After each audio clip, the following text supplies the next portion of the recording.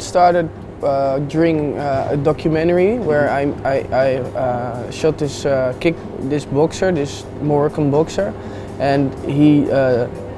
Normally in their culture they're not very open-hearted, and he told me some beautiful stories about his childhood, or not beautiful but very touching stories.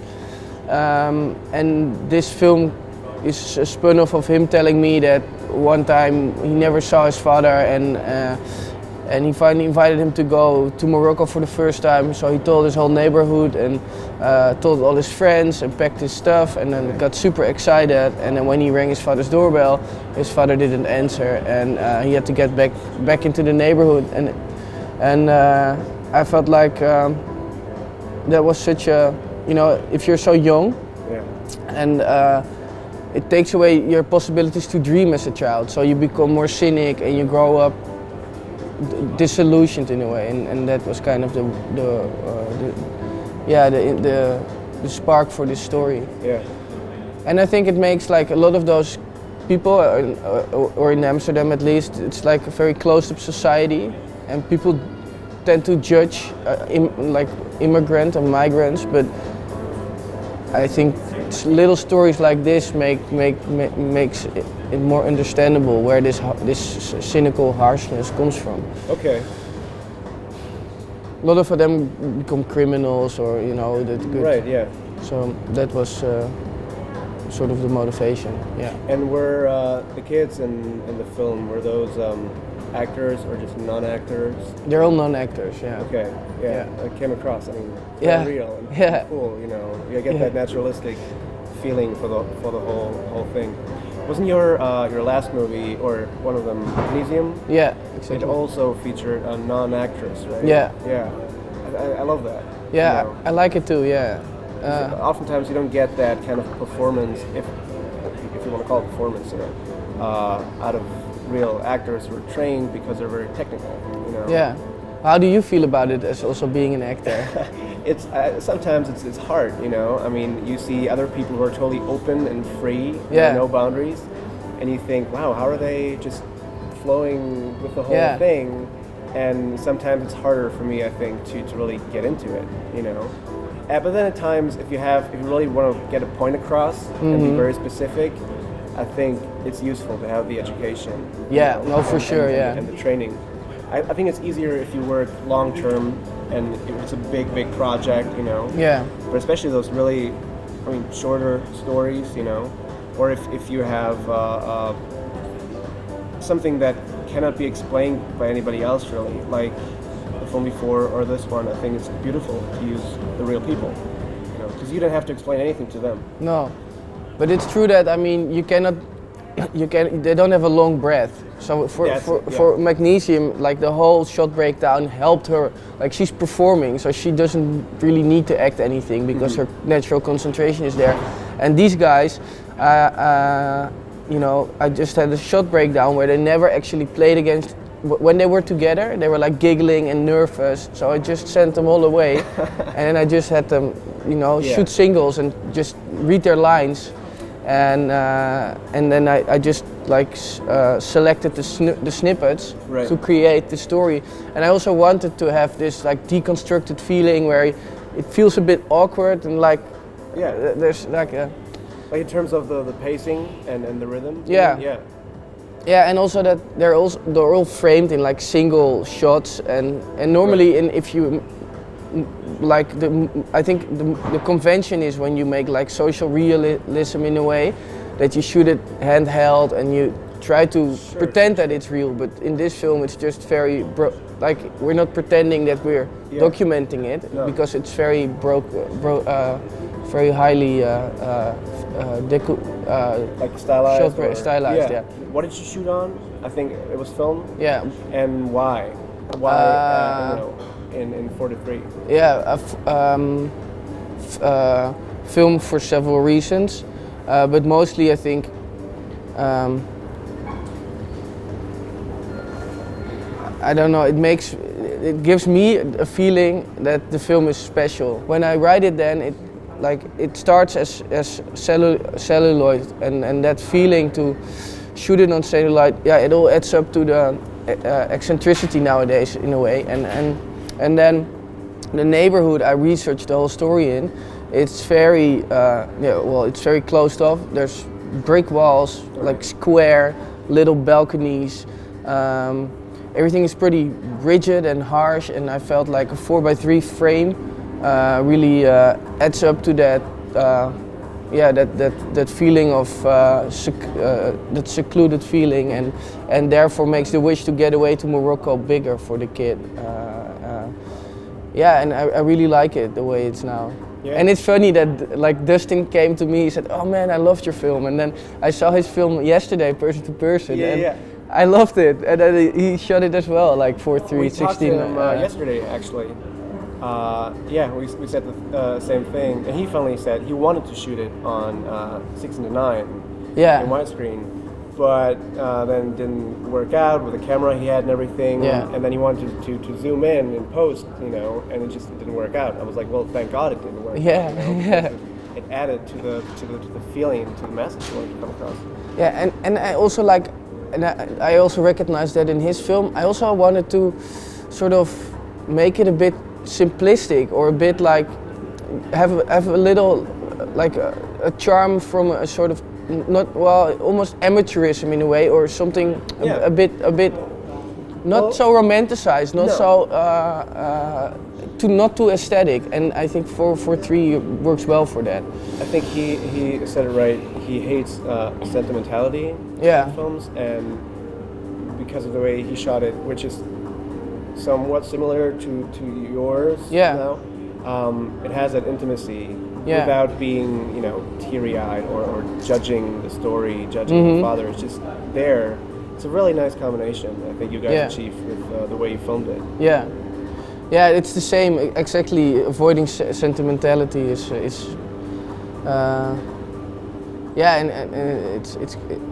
so I think I'll just stick to the 4:3:16 mil feel for at least my next short.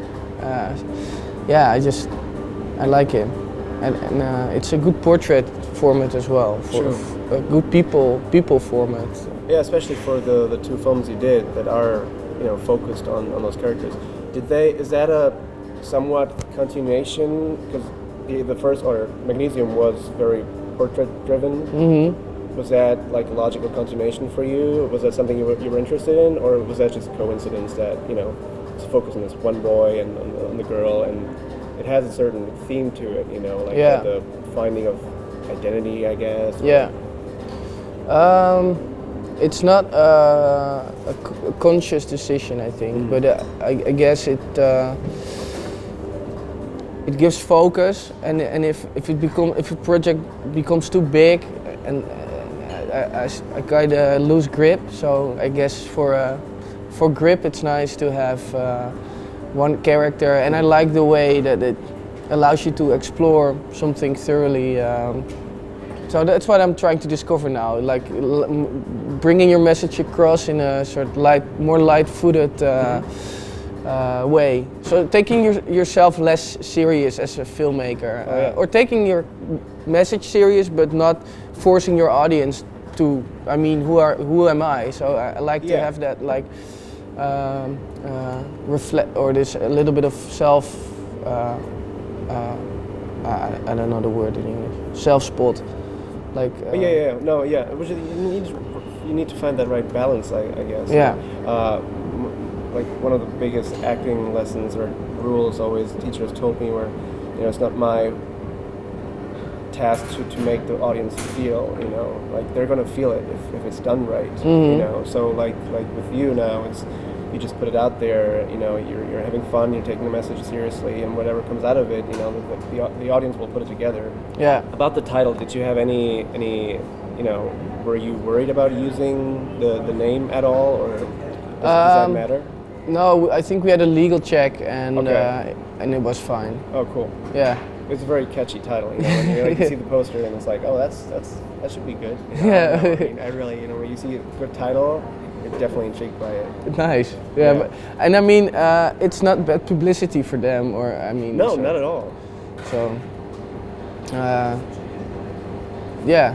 and everybody liked it. So because it's, because now I'm working on a new project, and it's always like, as long as you don't have a title, I'm not sure about if you find a title like you like and everybody likes, it feels like the real. project is also in a way more ready. Yeah.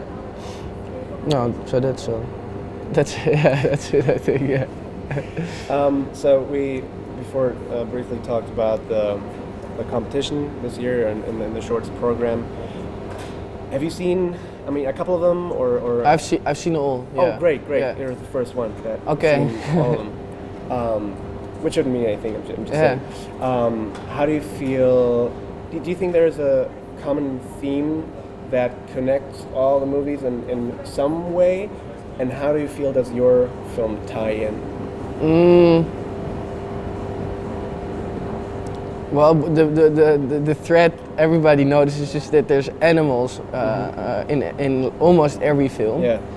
And but I don't think Mike has programmed it to that. Maybe it's more subconsciously. Yeah. And I think it's also something that lives now, and an awareness, you know, and a development and understanding where we came from, and the beauty and pureness in animals, and how that contrasts our feelings, and how we seek solitude or solace there, and yeah, that's something very remarkable. But I think thematically, it's a lot about finding a way to live your life, or a certain way of. I'm going through.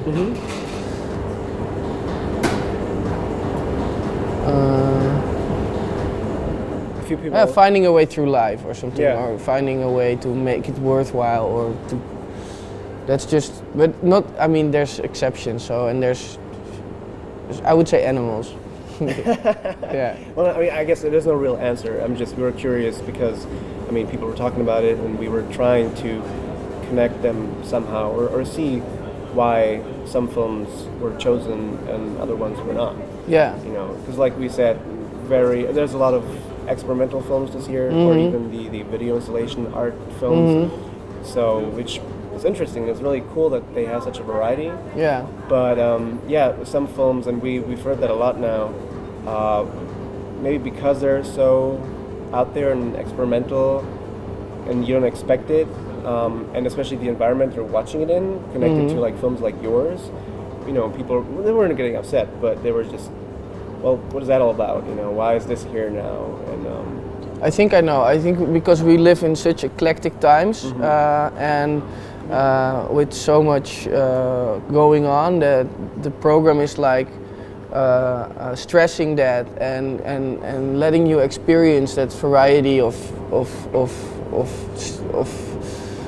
the state of mind you can be in, and you know, be almost epileptic in a 30 minutes dark room, and then feel terrible about all the immigrants trying to get into Europe, and then get relieved by a guy in New York who has to kick out the girl while he's single. And I mean, it's like it's all happening, and it's all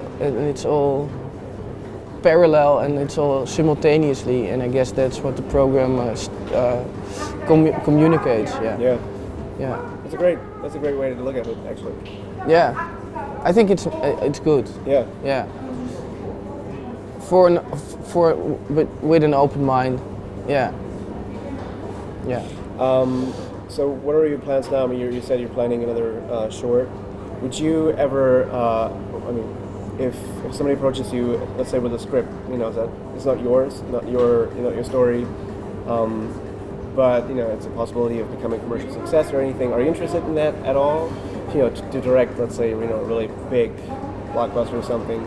Because when we talk to a lot of short filmmakers, they love the format as well, not only to start out, but also just because it gives them, you know, a space to do something different than in a feature that is maybe more commercial. Yeah. So are you? I guess the question is, you know, are you open to it, or would you even really like to try that out? A feature? Yeah, no, a feature, especially like a commercial one, where maybe you even have to give up like your artistic integrity because so many people are talking behind your back. No, not yet. No, I first want to make 1 or 2 features of my own, and this is also a tip my agent gave to me. Like, there's no use in making. I mean, you'll lose all your originality straight away, and it's way more interesting if you first develop your voice and the way you communicate in 1 or 2 films, and then if people ask you for a commercial project, they ask you for who you are as a director and as an author, probably, hopefully, and then you can make a commercial film which has your way of communicating. So I guess that would, in an ideal world, that's my strategy. Yeah. And that starts off with, I think. Making feature in Amsterdam or around Amsterdam or in my country at least. Okay. And then I would love to work in different languages and different countries as well. Yeah. Yeah. Like you said, fly around and fly back and forth and just try it out. Have you? I don't know that. Have you worked with regular actors before a lot or? I did. In my 3rd year, but I started off as a documentary sort of filmmaker. Yeah, well, in school, so I wasn't. I mean, but then. The focus was on. Yeah, the focus was on documentaries, and then I did only 2 or 3 exercises with actors, and I was trained for directing actors in school, but basically. The most experience I have is working with non-professionals. Interesting. Yeah, I hope I won't be like completely incapable of directing actors. I think if you can direct regular people, it's way easier. I mean, it's not easier, but then you're definitely capable of directing actors, because I think maybe actors can be very stressful and maybe hard to work with, but I think it's harder to explain to somebody that maybe is not used to getting into a different role or portraying something else. If he's not used to doing that over and over, I think it's harder for you to explain it to him. So I think if you've achieved that, it's totally cool, and I think you will be not having a hard time. No, maybe I want to combine it in the feature I'm working on now. I guess I'll just. And then too, if you have great actors and you have non-actors, they work really well together. I mean, there are so many films that do that. Yeah. And it gives the film, real authenticity and that certain feeling of that raw feeling that I think is really nice. It's not polished, Maybe last question. Let's say when you watch those experimental films or video installation art or anything that's, let's say it's very minimalistic and there's no narration, no real storytelling, and it's kind of like out there. This is all an artistic expression, so it's all art and maybe some director who submits some work he's not fan about, but apparently the programmers were, and maybe subconsciously that work was more interesting, although he doesn't feel that way. But I would not submit something I would not, be 100% convinced about. I would, but that's, I don't know. I'm also not someone who works on different projects at the same time. It's just one after the other, and then I try to put everything into it. And no, I didn't try to put you on the spot. We were asking this question almost everybody because of the very eclectic selection this year. People sometimes were confused about it and stuff, and then because we heard audiences like walking out of the cinema or booing because they thought it was boring because they weren't as open-minded. Yeah. You know, so that's why we're just interested in it. But yeah, but I don't feel maybe that's also what you like. How do you say? I don't feel beledigd. I don't feel. Yeah, I know what you mean. Like trying to. I don't feel insulted. Oh, okay. So because like that's maybe what can happen if you're like I'm in this program and what is all this diverse work? I'm here with my friends and they're not into it. But I guess it never hurts people to see something they normally wouldn't. No. So, but I understand people because people actually were insulted. Like you said yesterday, there was booing. Yeah. And I never experienced something like that. But no, neither did we. Especially in the last couple of years. I mean, people were maybe confused or something or whatnot. But it was a very crass reaction, which is in one way great. I mean, it's cool to put something out there and then you just wait for what's going to happen. Yeah, I guess the programmers are the only ones to have the answer to this. Yeah, probably. But I feel I go back now very inspired. So it's all good. Yeah. Yeah. Cool. Great. Do you have another question? All right. No. Yeah. Okay. Great. Thank you. Nice. Thank you Thank so you. much, man. Nice Thank you so much. conversation. Yeah. Yeah.